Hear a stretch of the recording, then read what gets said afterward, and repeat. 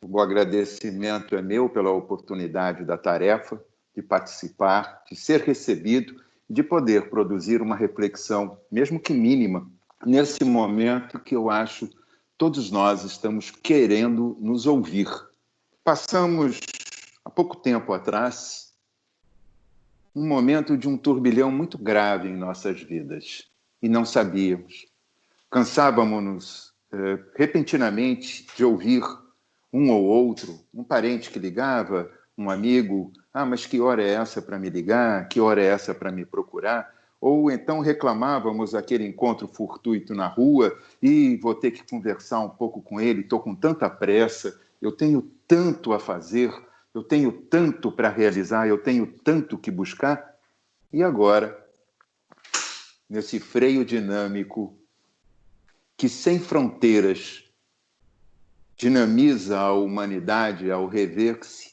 E, é claro, não entra aqui a observação sobre um ou outro que deixe de fazê-lo, daquele que deixa de perceber, mas, enfim, a humanidade, esses 7,2 bilhões de seres irmãos nossos, estão todos dinamizados de alguma forma a essa parada. Eu vou me permitir, não é comum que eu o faça, mas como o texto hoje, a Ana Grey bem colocou, é o último desse capítulo, ele encerra o capítulo, não saiba a vossa mão esquerda o que dê a vossa mão direita. E eu costumo dizer que isso pode ser invertido para quem é canhoto, porque havia uma época, então a realidade é dar esse sentido de não percepção, de não julgar. O texto que foi lido, nós vamos até ter a possibilidade de dissertar, porque nada é por acaso e ele vem e motiva muito mais, um texto de Emmanuel, claro, mas eu vou me permitir nesse momento e pedir a atenção de vocês, e tenho certeza vou ter, para que a gente possa ler o texto e aí passarmos à reflexão conjunta. O estudo é a beneficência exclusiva, é o item 20. Pode-se aceitar a beneficência quando ela é exclusiva entre as pessoas que têm a mesma opinião, a mesma crença ou o mesmo partido? A resposta é clara. Não. Porquanto é o espírito de seita e de partido que, antes de tudo, devemos abolir, porque todos os homens são irmãos. O verdadeiro cristão só vê os semelhantes como seus irmãos. E antes de prestar socorro àquele que está necessitado, não pergunta qual a sua crença, nem a sua opinião, seja sobre o que for. Por acaso, esse cristão seguiria o preceito de Jesus Cristo, que nos recomenda amar até mesmo os inimigos? Se repelisse um infeliz por ter uma crença diferente da sua, que o socorra, portanto, sem lhe pedir satisfações e consciência, pois se ele for um inimigo da religião, este será o meio de fazer com que ele a ame. Repelindo-o, só conseguiria que ele a odiasse. Fica claro. Nos tempos de Jesus, a Torá para os judeus trazia todos os preceitos. A lei de justiça da sociedade se misturava com as leis da religião. Tudo estava incluso dentro do Pentateuco, e a Torá trazia, junto com um conjunto de outros livros, não só a forma de você orar e prestar o teu zelo ao teu Senhor, como também a forma de você cozinhar, conviver em sociedade, como respeitar e tudo. O texto nos remete àquela época e nos traz para os dias de hoje. Como nós estamos? Tem aquele momento do texto que foi trazido, eu fiz questão de marcar enquanto a Grey fazia a leitura. Compreenderás que uma hora vazia é o valor depredado na edificação do bem coletivo, tanto quanto o pão desperdiçado é furto indireto à mesa dos irmãos que enfrentam a ameaça da fome. Quantos de nós não estão, nesse momento, se questionando como será o meu amanhã? Eu tenho ouvido nessas oportunidades, e aqui me permito fazer uma observação, quando da minha apresentação colocaram que eu sou um trabalhador do SEMA, e é a nossa casa de origem, certamente, mas com a oportunidade de ter a reflexão em tantas casas que nos convidam e que carinhosa e caridosamente nos recebem, nós somos, na verdade, um operário de Jesus buscando esse conceito em todos. Me sinto um trabalhador desta casa que se insere dentro de um prédio, de uma escola, de um colégio, que leva educação, que leva cultura, leva forma, não por menos, daí estar para promover essa educação do espírito, promover esse crescimento do espírito, alargar horizontes. E é nisso que estamos vivendo agora. Quando pensamos que os nossos horizontes estão sendo limitados, quando pensamos que há uma certa segregação, um aquartelamento, uma forma de ficarmos confinados, é o momento em que estamos sendo chamados a desmontar, vejam bem, desmontar aquele entulho que ainda vive dentro de nós e que trazemos, arrastamos, fruto das nossas boas ações e fruto das nossas não tão boas ações, há resíduos. Há o resíduo do amor, mas há o resíduo do não amor. Não que odeie, porque muitos vão perguntar assim, ué, você leu esse texto agora falando, eu não tenho nada a ver com o furto da mesa de ninguém. Eu estou aqui em casa, aquartelado, forçado a ficar aqui dentro, preso, impedido de ir à rua. As mulheres até vão reclamar que nem mais batom podem passar, porque tem que usar uma máscara, né? Então, mas que função é essa? A função de nos fazer repensar, reavaliar. Volto a dizer que tenho ouvido nessas oportunidades de troca, algumas são de palestras, outras participando de grupos de estudo, enfim. Na verdade, a dinâmica tem sido muito grande e boa por essa oportunidade do meio virtual, é de que alguns perguntam quando vamos voltar ao normal? E essa pergunta todos nós já ouvimos nessas dissertações do dia a dia que estão ocorrendo. Mas que normal é a pergunta? Era normal como estávamos?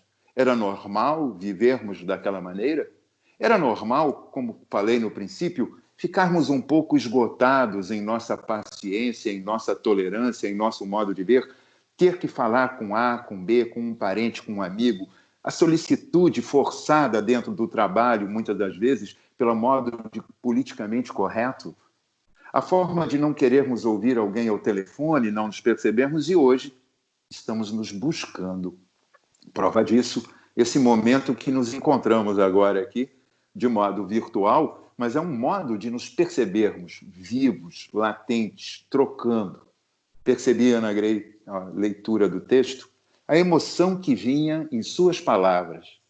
Aquele momento em que, me permita, Ana, fazer o comentário, percebi que você quase engasgou de tanta emoção em dividir o texto, o seu sentido, a sua interpretação com todos que estavam ouvindo e estão e permanecem nessa sala virtual. Essa é a forma que estamos nos buscando, estamos nos repensando, estamos nos revendo. E aí a pergunta, vale dessa maneira, como ele aqui pergunta, então, a beneficência exclusiva? Será que é só entre nós que podemos nos trocar, porque somos espíritas, estamos mais esclarecidos, temos o Evangelho segundo o Espiritismo, que nos traz uma decodificação de tudo aquilo que Jesus nos trouxe há pouco mais de 2000 anos. Temos o Livro dos Espíritos trazendo todas as notícias do mundo espiritual, que é a nossa pátria, e que momento estamos agora apenas degredos dela nesse planeta para uma experienciação, para uma recomposição, para um reencontro. Afinal, nós espíritas falamos tanto num mundo de regeneração, estamos nos regenerando. E qual o sentido? Será que só podemos atender ao nosso partido? Ali está escrito, se Jesus, o doce mestre, o doce rabi, esse irmão maior, nos trouxe a possibilidade do encontro com todos, reconciliarmos-nos com todos, onde nós para discutirmos isso? Nesse momento em que enfrentamos uma pandemia mundial, estamos sendo assolados pelos nossos mais virtuais ou não virtuais fantasmas. É o reencontro, é o se olhar no íntimo, é o perceber-se incluso em família, quando antes não o fazíamos. É o pai que reencontra o filho, é a esposa que reconcilia a família. São aqueles que se colocam juntos, aqueles que trazem os seus patronos de tempos anteriores, pai, mãe, sogro, sogra, e colocam-nos nessa mesma convivência. Somos nós nos colocando. Agora, o que mais podemos fazer? Eu não posso fazer nada por esses médicos. Eu não posso fazer nada pelos homens que são obrigados a trabalhar. O texto nos é muito claro quando ele aqui coloca, por exemplo, como bem fazer. Quem é que pode fazer? Acho que tem alguém aí com o microfone aberto, está entrando um ruído. E o que podemos fazer? Ajudar a quem? Vamos pensar.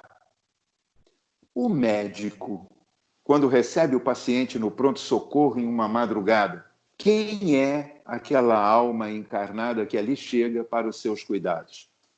Seja ele por qual circunstância vem, o médico vai perguntar quem ele é, qual o seu propósito político, qual o seu propósito religioso, no que ele consigna seu pensamento ou no que ele é afeto.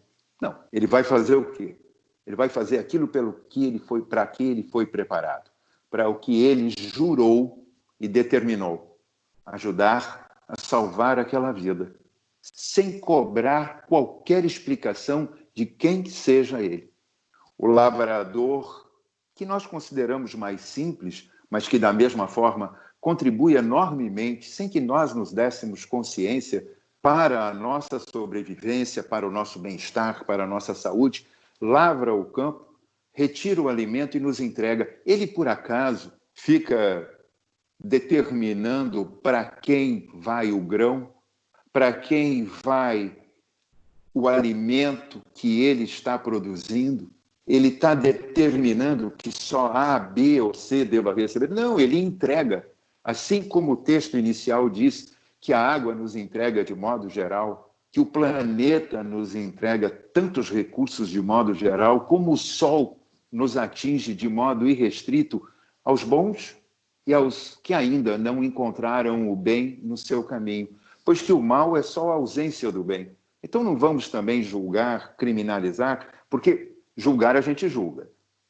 Nos sentirmos afrontados, nos sentimos. E é natural, isso é importante, porque isso faz parte de um sentimento que nós desenvolvemos como humanos. Se nada sentíssemos, seríamos psicopatas. Então é necessário sentir a raiva, sentir a afronta, sentir a necessidade e até julgar. Mas vamos cair em nós naquilo que diz Emmanuel com tanta propriedade. Ele diz e continua valendo: se primeiro o exercício de toda a bondade que tu queres. Se primeiro o exercício de tudo o que pensas em fazer pelo outro para contigo. Se o exercício contínuo, ser disciplinado, pois que a disciplina antecede a nossa espontaneidade. Nós não somos espontâneos em amar a todos que nos cruzam o caminho. A doutrina nos traz uma possibilidade extraordinária de conhecimento e de modo de ação. Ela nos traz conhecimento e a percepção da ação. Ela nos traz aquilo que fica dentro de nós e como transformar isso numa ação proativa, positiva, benéfica, beneficente para com o próximo, que nos cruze o caminho. Pode ser um familiar, pode ser um amigo, um vizinho. Por sinal, estamos vivendo um momento de conhecermos muito os nossos vizinhos. Sermos solidários com aqueles que não podem participar de alguma forma. Sermos... Só um segundo, por favor, que eu estou em telefone, entrou um modo aqui. Voltamos. Então, estamos vivendo um momento que nós temos que partilhar o que temos para com aqueles que até pouco tempo pareciam desconhecidos, pois que, às vezes, saímos de casa para o trabalho, voltávamos à noite e pouco nos reconhecíamos. E estamos sendo trazidos para nos reconhecer. O tema é fantástico, como a Ana colocou, por nos trazer essa conciliação, esse momento de percepção. E é um momento que eu posso dizer grave. Eu considero grave, muito difícil, mas, ao mesmo tempo, nos traz um propósito, uma oportunidade de conciliação conosco e de gratidão por entendermos o quanto estávamos precisando nos rever. Muitos são os desencarnes nesse momento. Há um sofrimento incontido em muitas mães, filhos, enfim, há muitas pessoas. Hoje mesmo, pela manhã, pouco antes das 6 da manhã, recebíamos a notícia de um companheiro que da Casa Espírita Daniel Cristóvão desencarnou, o Marquinhos, essa madrugada. A ele, as nossas preces e esse momento que estamos confinando os nossos pensamentos para o bem. E são muitos que estão. Estamos diariamente percebendo pessoas, isso está à nossa volta. Eu usaria uma palavra, uma reflexão que a minha avó fazia. Às vezes, só vamos entender a enchente quando a água bate ao beiral de nossa porta. E é uma coisa que a gente fica... Eu ouvia isso de menino e achava assim, que enchente, que beiral da porta, que entendimento. E hoje a gente está aqui com a água, que é esse vírus, nos batendo, nos rondando muito próximo, nos fazendo mudanças de hábitos criteriosos, nos impondo uma outra rotina de trabalho, nos impondo outro modus operandi, mudando o nosso ânimos, permitindo que nós façamos reflexões, mas que, ao mesmo tempo, possamos conviver com conflitos que precisávamos ver e que antes estavam embotados, escondidos. Eu sou partícipe quando o texto aqui foi colocado e a Madre Teresa de Calcutá usou esse termo há muito tempo atrás. Mas eu vou permitir a leitura do que Emmanuel fala ao fechamento, para que a gente faça a reflexão e perceba. E se alguém te reprova ou não te entende, serve mesmo assim, recordando que adiante de nós caminha sempre o infinito amor daquele que é a vida de nossas vidas e que se oculta, incompreendido e silencioso, na sílaba única com que se nos apresenta sobre o nome de Deus, que é indivisível. Não tem como separá-lo de nós. Não tem como fazê-lo. E Madre Teresa de Calcutá dizia: se tiveres que fazer o bem, faça-o.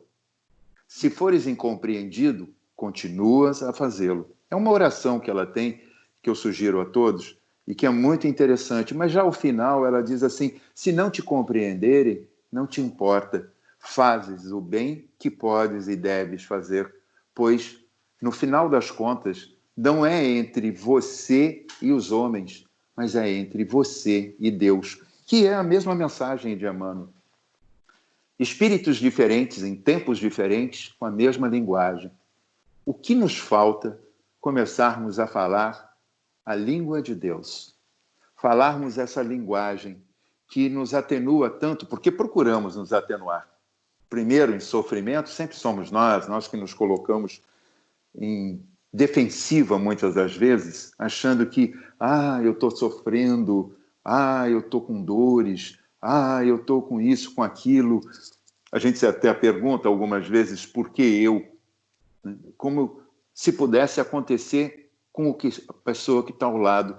Isso me lembra uma passagem de um filósofo alemão do século XIX, onde ele comparava-nos, em algum momento, como ovelhas, que muitas das vezes agíamos em sociedade. Sabíamos que o rebanho seria atacado pelo lobo. E quando percebíamos esse lobo, nessa forma, quase que uma parábola que ele coloca, ele falava assim: as ovelhas trancavam seus olhos, torcendo para que não fossem elas. Mas sabiam que quando o lobo ia embora, uma delas já não estava mais no rebanho. E assim, agradeciam por não ter sido elas próprias. É uma reflexão para nós. Por quanto tempo estamos fechando os nossos olhos, fechando nossos ouvidos, nossas percepções, nosso sentido, e assim perceber que, graças a Deus, não foi comigo, mas foi com o teu irmão. E é nesse momento que a beneficência da prece, a beneficência do amor, a beneficência da renúncia, a beneficência do bem-querer, a beneficência de saber que devemos ser gratos pelo armário que ainda tem alimentos, porque são muitos que já não estão tendo, aqueles que sequer imaginavam que isso poderia acontecer. Números são trazidos diariamente para nós através de uma mídia que massifica um conjunto de informações que divide, que partilha, mas ao mesmo tempo constrange. Mas isso, de algum ponto, vem para nós e nos dizer o seguinte: com quem partilhar? Precisamos só partilhar entre nós, por exemplo, nessa ocasião que estamos tendo a oportunidade dessa reflexão, a oportunidade que eu sou chamado à casa do Dr. Herman, desse patrono, para poder fazer uma reflexão mínima dos meus sentimentos, da minha avaliação, e que, claro, cada um dos senhores e senhoras aqui presentes podem fazê-lo individual e devem fazê-lo. Temos que ser gratos e saber de toda sorte que lá fora existem pessoas que estão, de alguma forma, renunciando sem julgar. O lavrador, que eu falei, o médico, o bombeiro, por acaso, entra na sua viatura e sai em socorro de um chamado pensando quem é, qual sua cor, qual seu gênero, qual sua escolha política, qual sua escolha religiosa, qual o seu status na sociedade, quanto ele vale, quanto ele tem, quanto ele possui, como ele se corresponde. Essas são as perguntas. Ele entra naquela viatura e sai em disparada, aquele conjunto de homens, deixando para trás suas famílias, indo dar a busca do socorro que alguém clama. E não está perguntando absolutamente nada. Ah, mas eu não posso fazer nada, eu estou recluso, eu estou em casa. Ora, o texto diz que a gente pode dividir um pouco, partilhar um pouco do que é a moeda. Ah, mas eu já tenho tão pouco. Esse é um momento em que muitos estão percebendo que, quando achavam que tinham alguma coisa, se percebem da nulidade do processo do ter.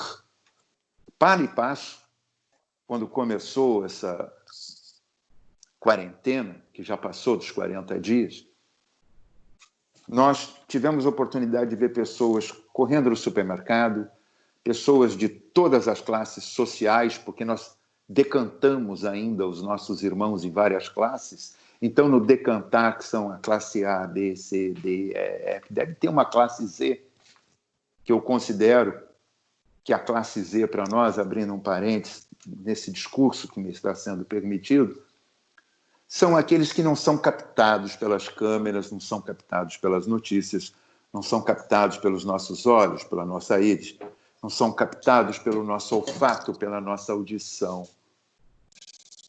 São aquele 1,8 bilhões de irmãos, em meio a 7,2 milhões de irmãos encarnados aqui na Terra, irmãos e irmãs, existe 1,8 bilhões de almas que sofrem porque não tem o que comer diariamente, não tem como se nutrir com o mínimo necessário por dia, não dispõe de 1 litro de água por dia.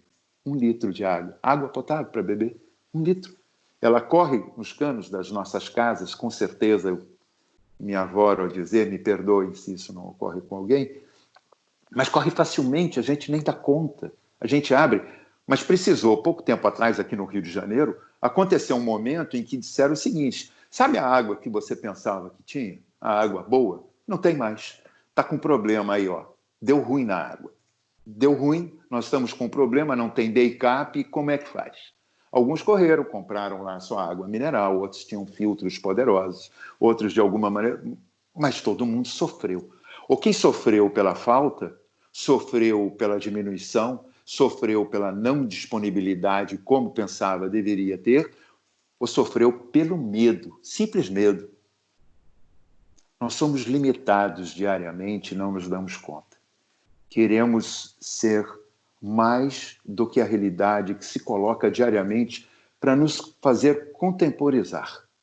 Ah, mas alguém vai dizer, mas olha só, peraí, eu vou sair da sala, porque aqui sala virtual é fácil, né?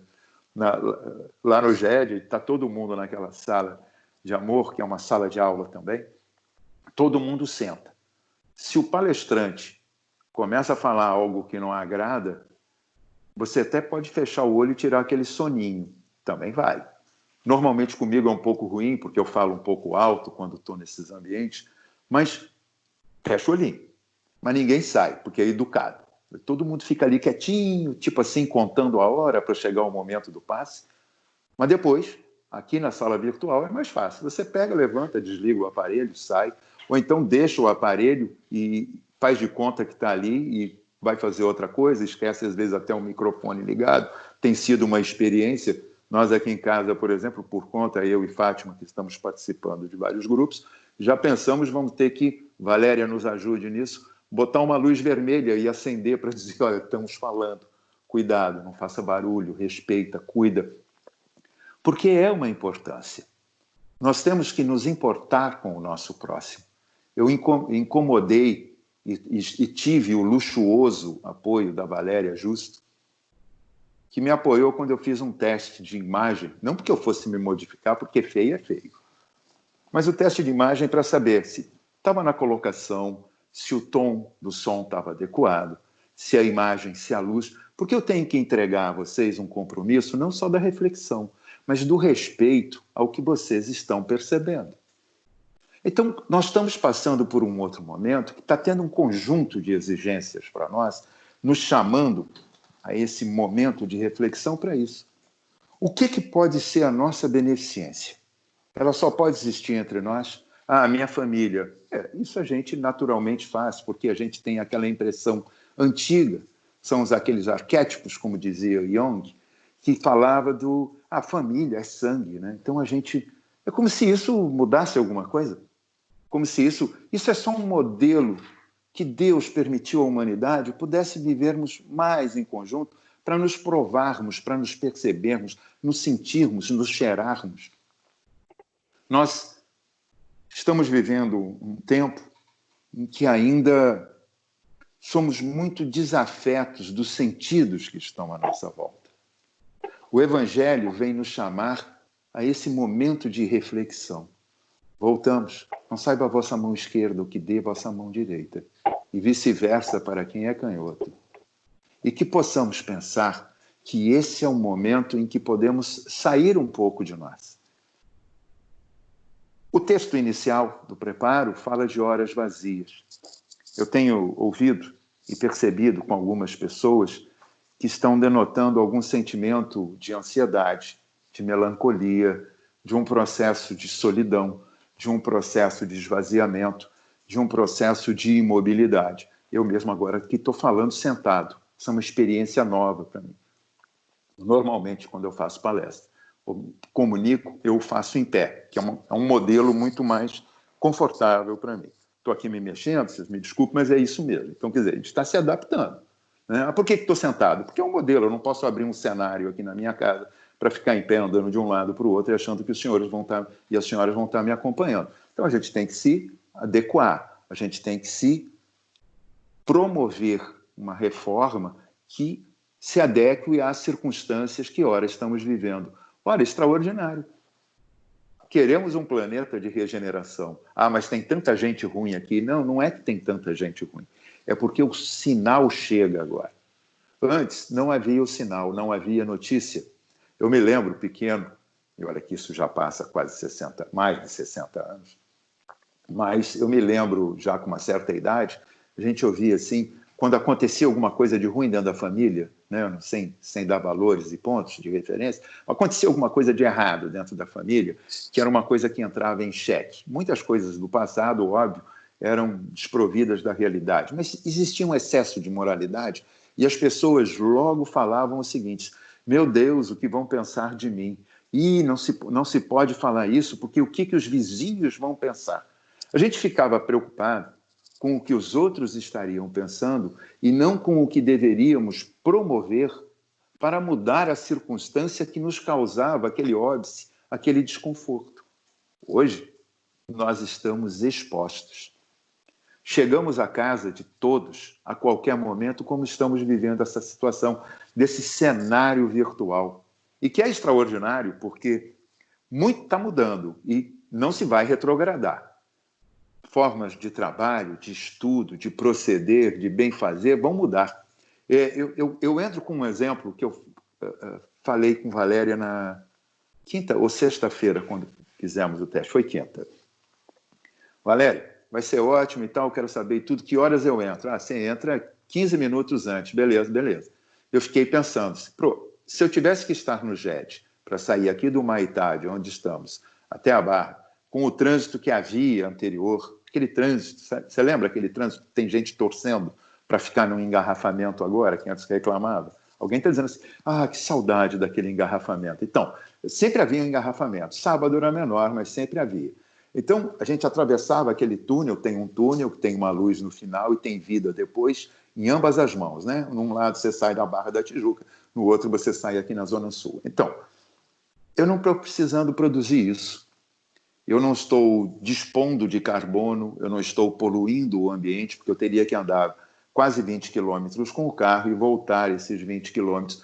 Mudaram as circunstâncias, mudaram os meios. Isso não quer dizer que não estaremos presenciais, mas nós vamos denotar um outro tempo. E vai denotar também uma exigência de como podemos realizar o bem com tantos que nos procuram, com tantos que estão à nossa volta. Vamos começar a olhar não mais o macro, mas o micromundo que nós estamos. Eu falei sobre um dado que é da ONU, Unesco, de 1,8 bilhões de almas que sofrem ou em pobreza ou abaixo da linha da pobreza, que deve ser, como nós decantamos as nossas classes, eu sou da classe A, eu sou do B, eu sou do C, deve ser o Z, que está aqui no nosso alfabeto de classificação de seres que são como nós, que necessitam como nós, que precisam como nós. Eu me permito dizer que é um momento de inflexão de olharmos esse micro-universo. Com certeza, pelo menos uma dessas almas está próxima de nós e nós não a víamos, não a percebíamos, não sentíamos o cheiro, passavam desapercebidos, como vidraças, passávamos e olhávamos através delas, desses seres, sem lhes perceber. O clamor, o pedido de um olhar, do estender da mão. Saíamos de nós. E aí alguém vai se questionar, mas nossa, você está falando tudo isso, está me deixando constrangido. Não, eu não quero deixar ninguém constrangido, pelo contrário, eu quero animá-los. Eu quero cutucá-los. Até porque eu não vim aqui ensinar absolutamente nada para ninguém. Eu é que estou, através dessa oportunidade, aprendendo um pouco mais. E aguardando, inclusive, de modo muito claro e aberto ao término e após essa oportunidade que temos, que se esgota em alguns minutos, por favor, um pouco mais de paciência que já vai acabar, é de que estou aberto a críticas. Olha, isso não, isso sim, podia melhorar, o que está bom e o que pode e deve melhorar. É isso. Nós temos que estar mais abertos, sem tantas vaidades, sem tantos melindres, e estarmos mais possíveis para o outro. Ah, tá certo, mas tem um distanciamento, eu não posso... Olha só, dá para botar uma máscara, dá para botar uma luva, dá para botar algo de comer dentro de um saquinho, estender a mão para aquele miserável que está te cruzando o caminho e entregar. Você não vai estar se contaminando com isso. Depois você tira a luva, você volta para casa, limpa o sapato, põe no pano, enfim, todas as recomendações que são feitas, e você continua, porque se esse vírus tiver que nos procurar, algum de nós que está presente aqui, ele vai chegar. Nós não estamos imunes. Nós só estamos afastados da exposição, enquanto outros estão mais expostos. Temos que orar, temos que torcer, temos que dividir os nossos bons fluidos possíveis com esses seres. É o momento de sermos espíritos espíritas, em verdade e em ação, botarmos a mão na massa. O Evangelho nos chama, nos dá conforto e nos clama a ação de levar o conforto. Sê a tua voz que abençoa e a mão que auxilia. Portanto, o nosso conjunto, o nosso acervo de conhecimento, de experienciações passadas e de conhecimento presente, nos chama à ação. A gente pode lembrar de ligar para alguém distante do nosso trabalho, ligar para um parente que está mais sozinho, sabendo que está segregado dentro de casa. Fazemos tudo, nos encontrarmos em salas virtuais para um bate-papo fraterno, amigo, de bem-querer. Podemos olhar para o outro e dizer, oi, passei aqui para te chatear hoje, 2 minutinhos, mas era só para saber como é que você está. Esse é um termo recorrente hoje, dentro desses múltiplos meios, das mídias possíveis, como, por exemplo, o WhatsApp, o Instagram. Estou passando para saber como é que você está. É isso. É o que nós podemos e devemos fazer agora. Participarmos um pouco mais do outro, levar a palavra, levar o ouvido, treinar a paciência que clamamos para nós. Parar de reclamar. Ah, que mal fiz eu a Deus. Ninguém fez mal a Deus aqui. Ao contrário, é Deus que nos faz o bem de nos oportunizar a vida agora. Nos oportunizar essa situação que é grave, mas que traz uma série de conciliações íntimas extraordinárias. Eu, pelo menos, estou pensando assim. Valores outros que tinham estão sendo gravemente modificados. Eu, minha esposa, meus filhos, nora, até o neto, pequeno, que começa a ter outra percepção de mundo. Por que não fazer? Oi? 5 minutos, tá? Muito obrigado.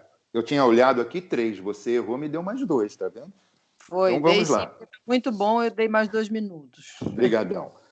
Então, nesses 5 minutos finais, o que eu gostaria de pedir para cada um de nós, pedindo a vocês?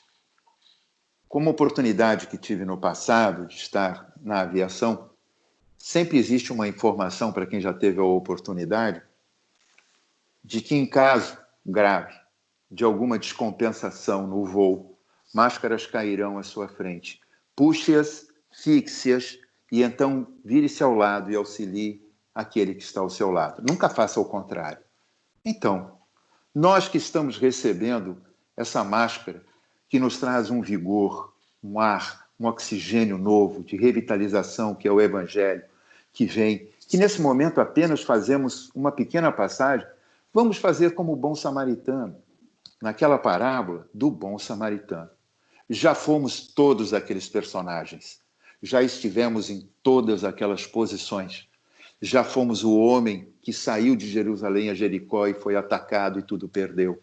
Já fomos o levita, já fomos o sacerdote que passou indiferente, pois que achava que a lei era para ele na magnitude. Mas, se ainda não podemos ser o samaritano que para socorrer, que para levantar e deitar óleo e vinho sobre as feridas do próximo, sejamos o hospedeiro, o homem da estalagem, a quem esse samaritano, Jesus, nos dá 2 dinários